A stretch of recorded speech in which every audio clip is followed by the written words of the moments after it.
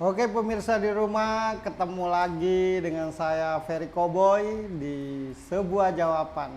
Siapa aku, kamu dan dia.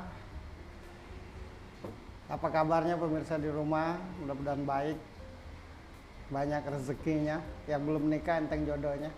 Kali ini kita akan membahas problematika rumah tangga. Karena yang saya lihat bintang tamu kali ini ribet rumah tangganya. Jadi kita bahas. Selamat menyaksikan.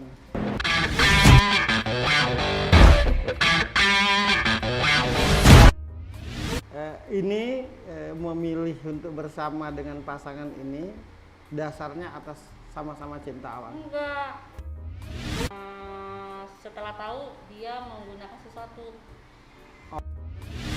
Terus ternyata enggak dia doang. Ternyata ibu aku sendiri yang mencoba supaya aku bisa suka sama dia. Iya, emangnya sebenarnya emang ibu aku, jadinya yang gimana gitu loh. Aku aja merinding.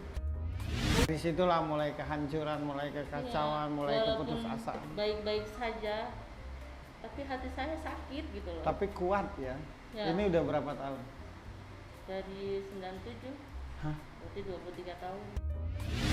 Sekalipun dia tidak cinta, sekalipun tadi ada cerita dia apa gimana supaya cinta, tapi kalau pasangannya berusaha menunjukkan, bersikap sebagaimana mestinya, saya rasa ujungnya suka juga. Tapi menurutku enggak sama sekali. Enggak. Ikat ini bukan satu, tapi Waduh. dua. Dua tuh dari Dari satu, dari dia satu. Ibu kan pernah melakukan itu. Karena orang yang melakukan ini udah meninggal. Jadi susah kan harus melepasnya itu. bisa, pasti ada bisa. Enggak. Abis ini pasti bisa. Insya Allah. Iya, pasti bisa. Buktinya bisa diceritain. Apapun yang Mbak ini rasakan, apapun kejadian perjalanan rumah tangga yang dia alami, tetap saja dengan anaknya sangat amat sayang. Iya, jadi kita jangan pernah merasa kita paling parah punya masalah. Iya, betul. Kita kayaknya paling keren masalahnya, paling parah, paling menyedihkan. Nah, kalau dengar cerita begini.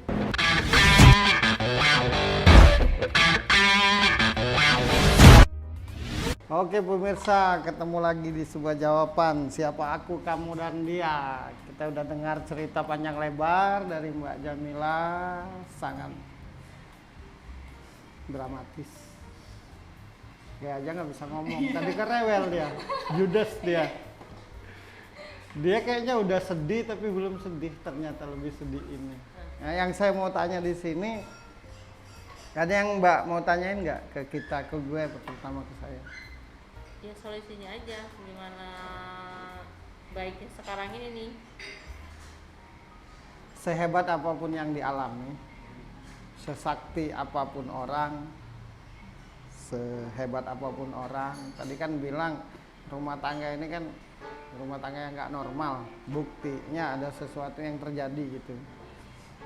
Tapi ya tekad sudah pasti kalau untuk berpisah, itu yang jangan hilang. Yang kedua, tetaplah ingat kepada Tuhan dengan benar-benar. Banyak yang ingat dengan Tuhan tapi tidak benar-benar. Maksudnya ingat tuh pada saat tertentu aja. Jadi mulai malam ini sampai seterusnya berdoalah kepada Tuhan dan ingatlah kepada Tuhan dimanapun berada. Saya yakin kalau itu sungguh-sungguh dilakukan, disebut zikir itu namanya kalau bahasa Arab, pasti nanti ada pertolongan dengan sendirinya. Di samping secara usaha mungkin kata Gea tadi ke rumah temannya atau apa. Tapi yang paling penting, ingatlah dengan Tuhan setiap saat dimanapun engkau berada.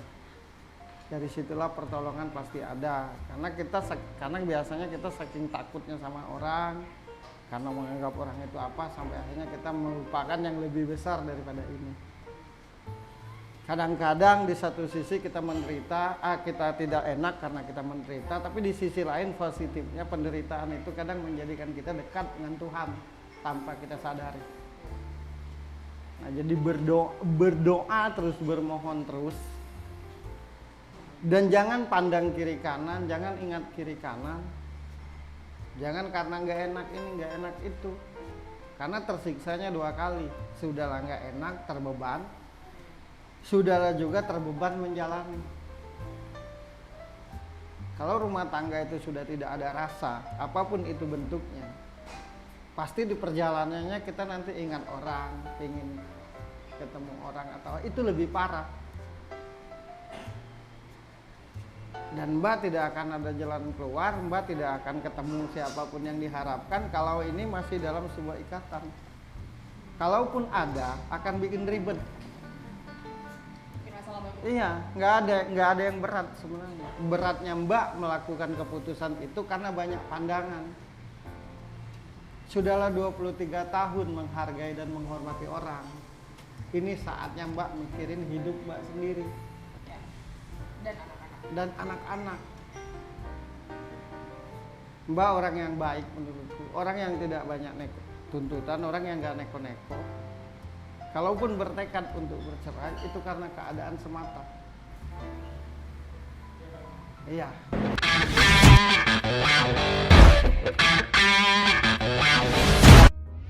Yang kedua, kenapa Mbak jadi benar-benar bulat tidak ingin memperbaiki hubungan ini? Karena hubungan ini ternyata setelah seiring berjalannya waktu tahu bahwa ini tidak normal. Jadi kesimpulannya, tekadmu. Cara memutuskan yang begitu tuh pilih. Selama 23 tahun itu banyak bahagianya atau banyak menderita. Mbak pasti tahu. Nah, pilih. Kalau banyak menderita, lepaskan.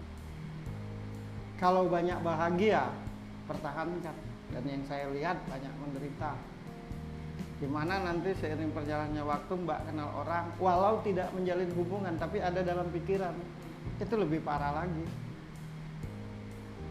Saya rasa bukan lagi karena pengaruh-pengaruh apa itu tadi. Di sini ini karena banyak pandangan aja. Tapi ketika Mbak mikirin masa depan Mbak, masa depan anak-anak, pasti ada keberanian. Saya rasa Gaya juga melakukan itu berani karena mikirin masa depannya. Ya.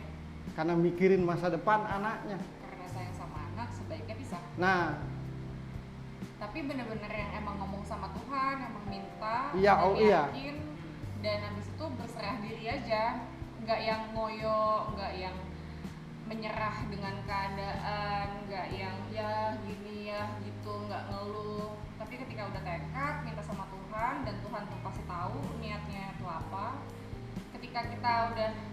Ketika aku di saat itu udah kayak ya udah deh pasrahin aja gitu, ketika udah minta ya pasrahin, berserah diri, nanti tuh pasti akan narik gitu loh, ya.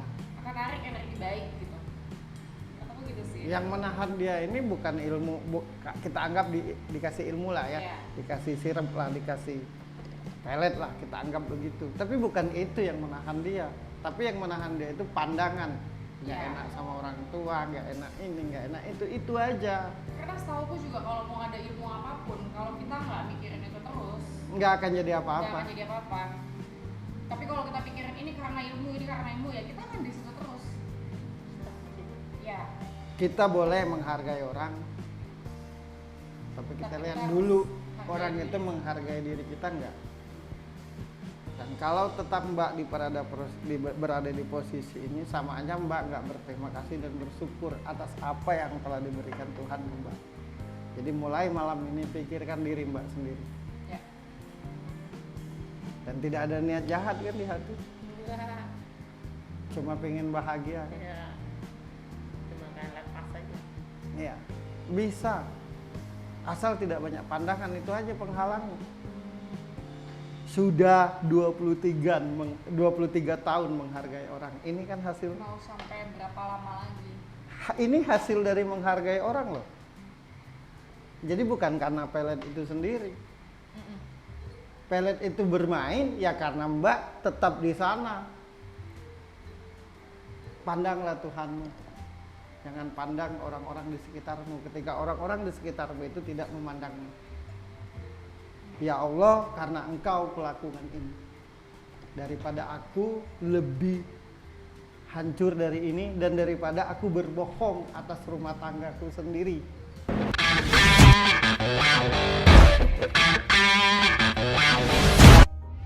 Banyak orang bertahan itu karena tidak enak dengan orang lain, bukan karena mandang Tuhannya. Tapi kalau Mbak sekali lagi kuucapkan, ya Allah ya Rabbi, aku lakukan ini karena aku menghargaimu, aku memandangmu, berilah aku jalan. Pasti ada jalan. Itulah solusinya. Dan saya yakin habis hadir di sini ada jalan keluar. Kami semua di sini berdoa buat Mbak. Ya. Semoga secepatnya ada keputusannya.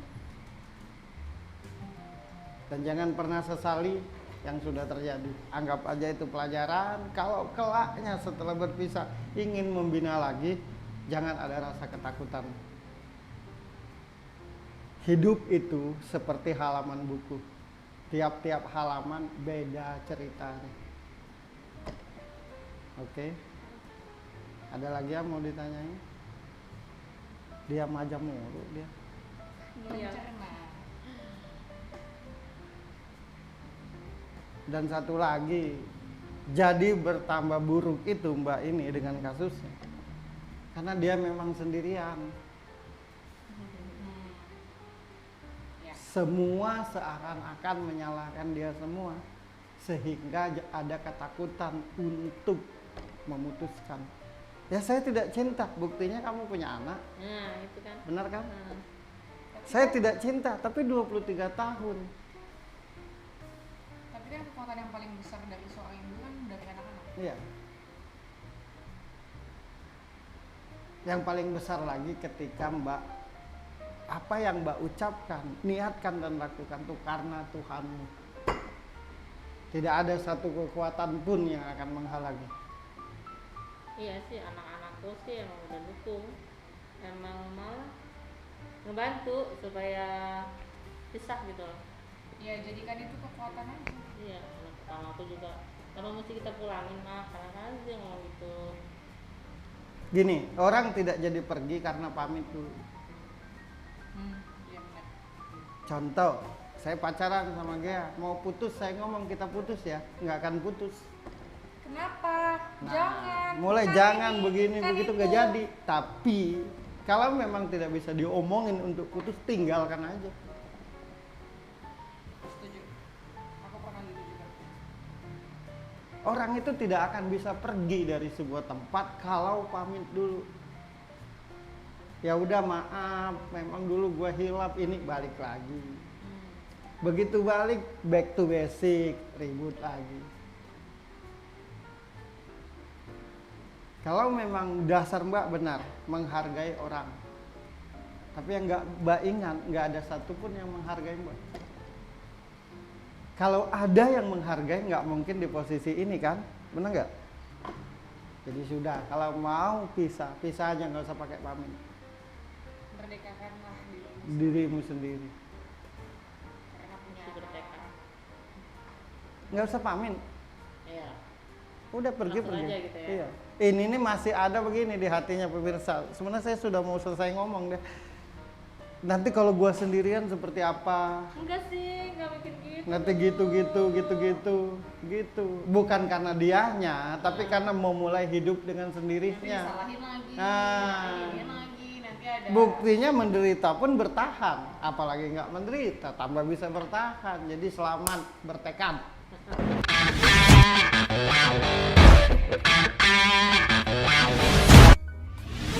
Sekali lagi terima kasih dan ya Allah ya Rabbi, berilah jalan keluar buat Mbak Jamila dengan sebaik-baiknya.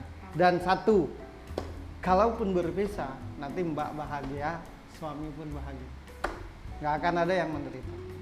Itu yang saya rasakan dan saya lihat.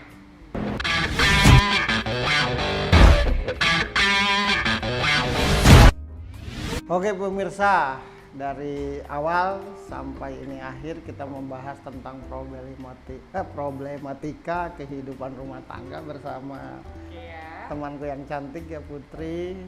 Tadi bintang tamunya Mbak Jamila. Satu aja sih kesimpulannya adalah jangan pernah memaksakan kehendak kepada siapapun, karena baik menurut kita belum tentu menurut orang lain. Kalau menurut dia gimana ya? Jangan kan? Iya, Jangan. Merdekakanlah orang lain, pasti nanti orang lain akan memerdekakan kita. Mudah-mudahan dengan apa yang kita bicarakan hari ini ada nilai positifnya buat pemirsa di rumah, ada hal yang bisa diambil. Sampai ketemu lagi dengan saya Ferry Koboy dan Putri Wijaya bersama sebuah jawaban siapa aku, kamu, dan dia. Wabillahi taufiq wal hidayah. Wassalamualaikum warahmatullahi wabarakatuh.